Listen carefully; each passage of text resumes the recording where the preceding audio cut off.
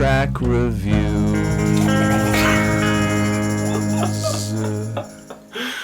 Hi everyone, Anthony Fantano here, internet's busiest music nerd, and it's time for a review, track review, where we talk about the latest in rock, pop, electronic, and experimental music. And it's a track review of one of the most interesting tracks to drop so far this year, probably ever will drop this year, a collaboration between Gorillaz, James Murphy, and Andre 3000. The track is DoYaThing. The music on this track makes the song interesting, of course, but each of these guys are in interesting spots in their careers too. Gorillaz, for one, is just hot off the release of their third full-length LP, Plastic Beach, one of my favorite albums of 2010, and LCD Sound System released its third full-length LP as well in 2010. This Is Happening, and that album actually managed to be my favorite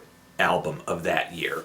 And to make things even more interesting, James Murphy of LCD Sound System, after putting out that album, pretty much ended the band. And Andre 3000, rapper, producer, member of the seminal Southern hip-hop outfit Outkast, hasn't released an album with Outkast in years. But their music has done so much for hip-hop, people are just starving for new music from them, even if it's solo stuff. Now, the radio cut of this song was dropped last week and was kind of curated to be a part of this 3 artists, 1 song series that Converse Shoes puts together. It's where they kind of assemble some unlikely collaboration between some musical minds and just kind of see what comes out. And I really have not been huge on the previous 3 artist, 1 song tracks. Some of them featured collaborations from Best Coast, Kid Cudi, and Rostam from Vampire Weekend, as well as Andrew WK, Matt and Kim, and Soulja Boy. And to me, the previous tracks in this series definitely had entertainment value,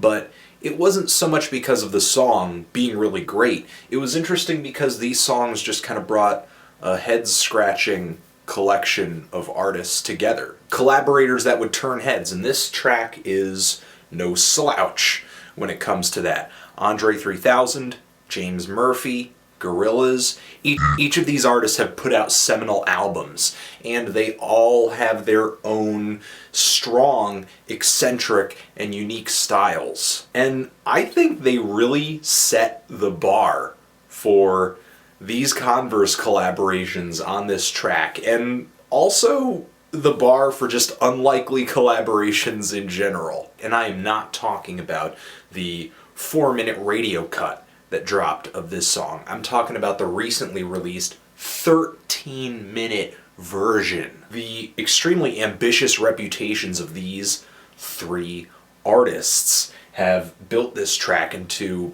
pretty much a Frankenstein monster of their respective sounds and influences. None of these guys feel underutilized. They all get their spots on this track where they have a very heavy influence, and sometimes their sounds blend together so well it's hard to tell which one of them has more command over a single section of this track. And it's almost like they were conscious of how well it was going and how great it sounded. They didn't want it to stop, so they dragged it out and built on it and just turned it into 13 minutes. The track starts off with these really kind of quirky synthesizers that feel very colorful, very light, kind of simple, maybe even dorky, and it's got that really synthy plastic feel that you'll catch if you listen to Gorillaz' Plastic Beach. It's like Gorillaz is still on that plastic synthetic kick. Underneath this track there's really nice buzzing synthesized bass line, and the drum set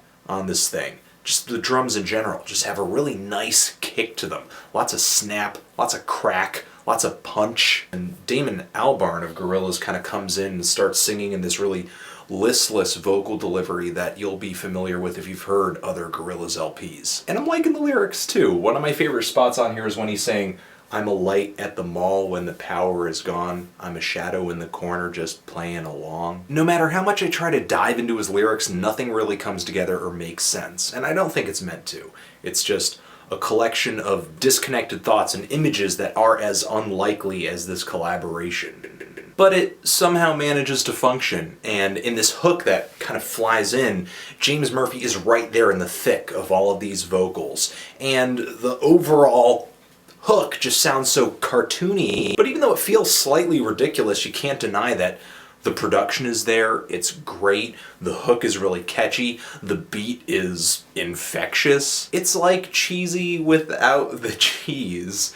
And when Andre 3000 comes in right after this, it's almost like he sings a second hook. When Andre finally starts rapping after he sings this spot in the hook, he murders this track. That's an understatement. He doesn't just murder this track. He kidnaps it, and he ties it up, and then he brings it to his van, and then he drives it down to his evil lair where he tortures it for like 3 weeks, and then chops it up into little pieces and tosses it into the ocean, serial killer style. His spitting is so freaking fast. It's hard to keep up, and he's dropping some really funny and clever lines too. I think my favorite line is the one he drops toward the end of his verse. He says, "And if it ain't hip or don't hop, well then hush. Man, they sound like, man, they stole your man, they look like, nope, it ain't us." And there are these robot vocals kind of coming in on his voice toward the end of that section of the song, and it just gives the track this nice little extra texture. Actually, while we're on that subject, a lot of little extra noises and textures are popping up all throughout this song. A lot of detail went into this thing. But after this, the track really changes.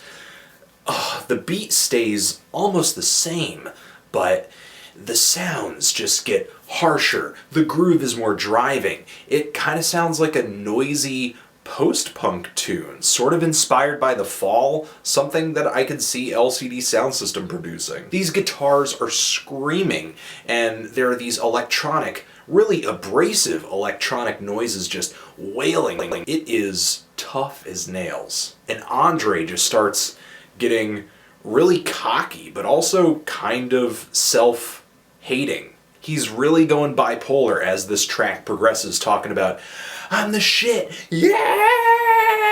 I'm shit, what?" This track, to me, or at least this point of the track, is almost like James, Gorillaz, and Andre had this like mixing board of emotions, and they just decided to turn every emotion all the way up into the red and just force all of them down the throats of the listeners. Hate, love, depression, happiness, excitement. These guys took the most inaccessible part of the song and made it the longest part of the song. Perfect. Now the final spot of this song is kind of like the depressing hangover after this all-nighter of emotional outbursts of the most extreme capacity. There are these really weary background vocals just... And even though this spot to me gets kind of repetitive, it still comes off as very dark. I loved this track. I freaking loved it. And I mean, I know it's a pipe dream to want more material from these three guys, collaborative material, but I will just leave this track saying the obvious.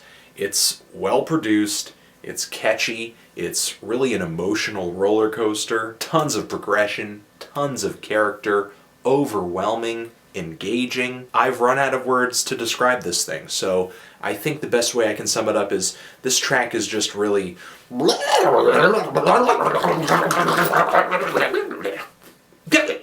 That's pretty much it. What do you guys think of this track? Do you love it? Do you hate it? Why? And what should I review next? Anthony Fantano, Gorillaz, Andre 3000, James Murphy, forever.